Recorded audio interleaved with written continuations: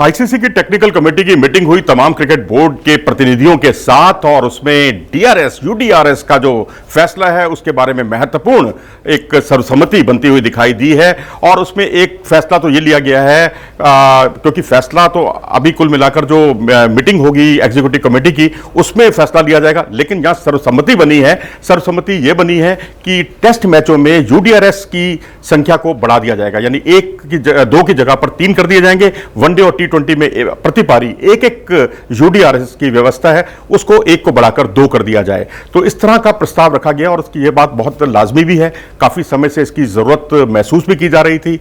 आपको याद होगा कि टेस्ट मैच में यदि कोई पहले या दूसरे ओवर में या पहले 10 ओवर में भी कोई यूडीआरएस लेता था और वो खारिज हो जाता था, तो उसके बाद जो है आप अगले 70 ओवर तक कोई यूडीआरएस का इस्तेमाल नहीं कर सकते। बेशक वो पारी में 2 बार है, लेकिन उसमें नियम ये भी साथ में लगा हुआ है कि दूसरा जो यूडीआरएस होगा वो आप 80 ओवर के बाद ले सकते हैं।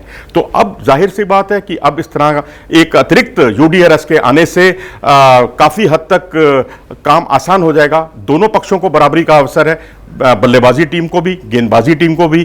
तो इस तरह से इसको बड़ा स्वागत योग्य माना जा रहा है और अंतिम मोहर जैसा कि मैंने बताया कि अभी लगनी बाकी है एग्जीक्यूटिव कमेटी की मीटिंग में। और इसके अलावा अगर हम देखें, इसका पूरा मूल्यांकन करें तो कई ऐसी चीजें आई हैं सामने। कहीं किसी सीरीज में स्निकोमीटर नहीं होता, स्निकोमीटर होता है तो हॉटस्पॉट नहीं होता, और भी कई तरह के विवाद उभर कर सामने आए हैं। कोलंबो टेस्ट खेला गया था, आपको याद होगा कुछ साल पहले श्रीलंका और इंग्लैंड के बीच में। वहां तिलक रत्ने दिलशान भी थे, कुमार संकारा भी थे।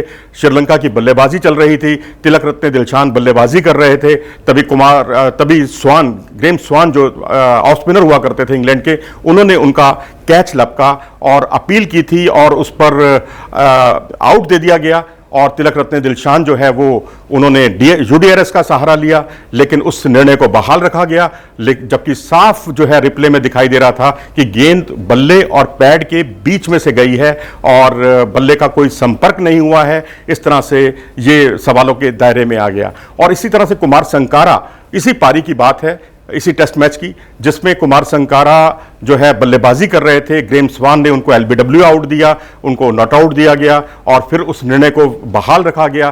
तो इस तरह से 2 विवादास्पद फैसले हुए, जिसकी शिकायत की थी श्रीलंका क्रिकेट के कोच जो थे मार्कफोर्ड ने अपील की थी श्रीनाथ से, जवागल श्रीनाथ, जो कि मैच रेफरी थे इस मैच मुकाबले के। तो इस तरह से कई विवाद, ऐसा तो एक बड़ा विवाद देखने को मिला जहां पर साफ तौर पर निर्णय एकदम उल्टे रहे और हकीकत कुछ थी और फैसला कुछ और दिया गया। और इस तरह के तमाम फैसले जो है यूडीआरएस की नज़रों में से बच नहीं पाए, या ये कहिए कि यूडीआरएस के फैसले जो हैं वो बहुत ही सवालों के दायरे में खड़े हो गए।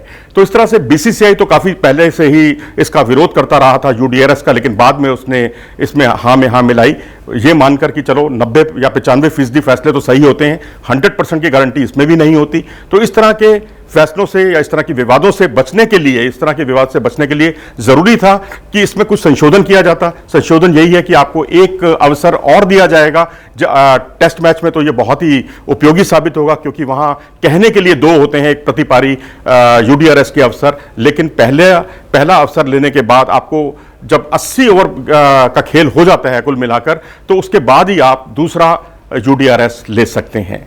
आप क्या सोचते हैं इस बारे में? अपनी राय से हमें अवगत जरूर कराएं। अगर आपको ये वीडियो पसंद आया हो तो इसे लाइक करें और हमारे चैनल को सब्सक्राइब भी करें।